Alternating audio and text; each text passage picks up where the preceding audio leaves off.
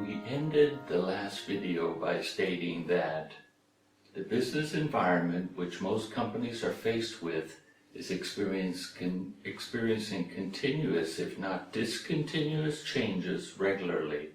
And this means that in order to survive and prosper in the future, companies' operations must be able to deal with both stable conditions that can be optimized for efficiency and with much more uncertain conditions. But during uncertain conditions, the organization must be able to adapt quickly and change as necessary. The important point in that conclusion was that effectively and efficiently managing stability and change is one of the most important tasks for management today. And to illustrate this point in a real business context, let's now discuss a case study. And for that case, we'll use an interesting company, the Lego Group. Okay, are you ready? Ole Kirk Christensen was the founder of Lego. And by the way, Lego are still a family-owned and controlled company. So Ole Kirk was a carpenter in Denmark, and he started making wooden toys in the 1930s. As a matter of fact, 1932 was the same year Amelia Earhart became the first woman to fly across the Atlantic alone in an airplane. So Lego was established in 1932 by Ole Kirk, and you might be interested to know that the company name Lego means to play well in the Danish language.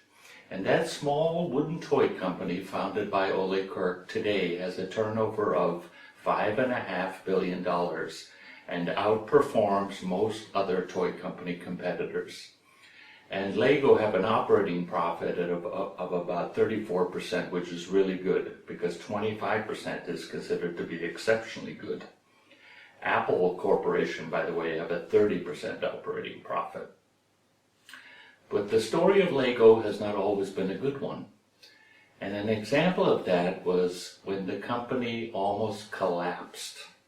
In 2004, business was not so positive for Lego, and they made the biggest loss in the company's history, about 160 million euro or $300 million loss. And their sales dropped by more than 30% and 35% in the US. So you might be wondering, why was Lego doing so bad in 2004? Well, the answer to that question was not so simple. It was not so simple because management at Lego recognized there were multiple reasons for the company's bad performance. And just a few of those reasons were, first, the video game market was growing very fast. And because of that, everyone at Lego was wondering, was that the future of the toy industry?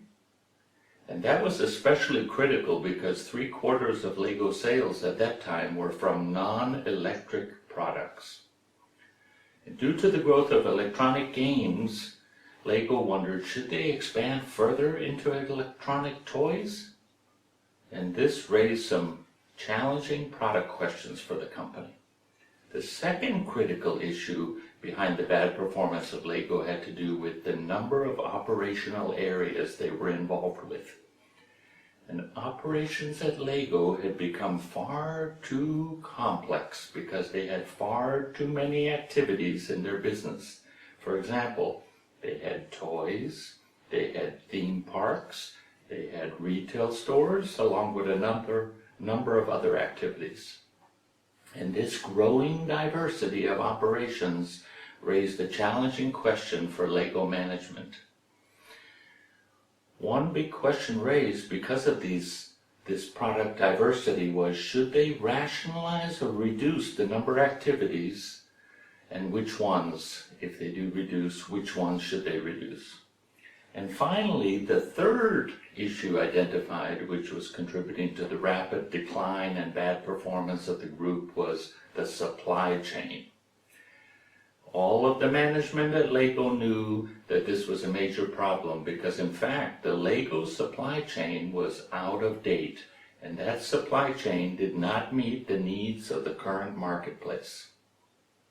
So as you might imagine, fixing one critical thing is much easier than fixing 3 or more problems at the same time. And because of the many different reasons for bad performance in the group, Lego management had to decide which issue they should focus on first. But despite the many challenges that we just listed, the group was considered at the time to be very innovative. They were an innovative company. And they were innovative because, first, they had already started introducing video games a few years earlier, because they recognized weak and strong signals in the marketplace, what was happening. And second, their Lego retail expansion, where they opened their own stores, was growing and profitable business. But as a matter of fact, these innovative efforts were a source of many of the problems the company faced. Why was that? Why would innovation be a source of the problem? Well, that was because the expansion activities Lego were involved with, in fact, were dramatically making the business much more complex.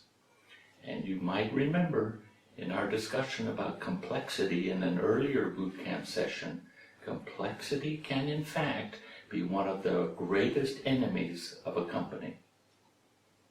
So now let's go back to the Lego management case and how the managers dealt with the crisis.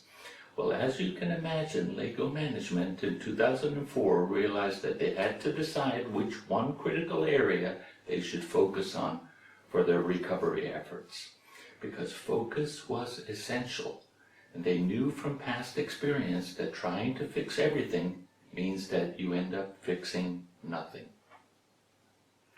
Now let me ask you, what area would you focus on first in order to begin improving the performance of Lego Group in 2004?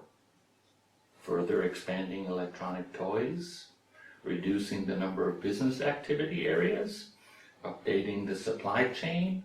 Or maybe there are other areas you would focus on. What do you think? What would be your number one focus for turning around the company? Well, in fact, the Lego management decided to zero in on the supply chain issues. And you might be wondering, why did they do that? Well, they did that because Lego management realized that the outdated supply chain was contributing to a number of problems we just discussed. For example, the outdated supply chain meant that Lego customer service was really bad. In addition, product availability was horrible due to an inefficient supply chain. Plus, Lego had designed their supply chain to serve very small retail shops around the world.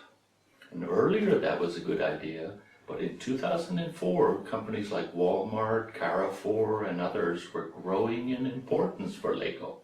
And these large retail companies, which we call big box stores in the retail trade, were becoming more important. On top of those issues, Lego management had also been putting a lot of effort into brand building, despite the fact that the Lego brand was already one of the most recognized brands in the world. So it was kind of a wasted effort. Well, for Lego management, the answer to our question of what area to focus on was to focus on fixing the supply chain first. And this fix, in fact, included everything from product development to sourcing to manufacturing and distribution. So now let's say a few more words about each of the supply chain related issues that Lego faced. First was product development. New products at Lego were delivering less and less profit. Furthermore, only 30% of all their products generated 80% of their sales. In other words, new product launches were not making a significant impact on the business. On the subject of sourcing raw materials, etc., Lego had more than 11,000 suppliers, That's 2 times more than even a company like Boeing Aircraft Corporation. And this was significant because the large supply network created a lot of complexity, and in addition to that, Lego had very little negotiating power for contracts within that fragmented supply base. And regarding the manufacturing operations or plants, Lego only used 70% of their production capacity. Plus they had very complicated manufacturing plant network which was spread around the world. And the Lego distribution network, as I mentioned a moment ago, was designed to focus on small little retailers, thousands of them. And this was done despite the fact that 200 of their largest customers, for example, those big box retailers we mentioned like Walmart, represented 70% of the business. But the supply chain was not designed for them. It was designed for the small ones.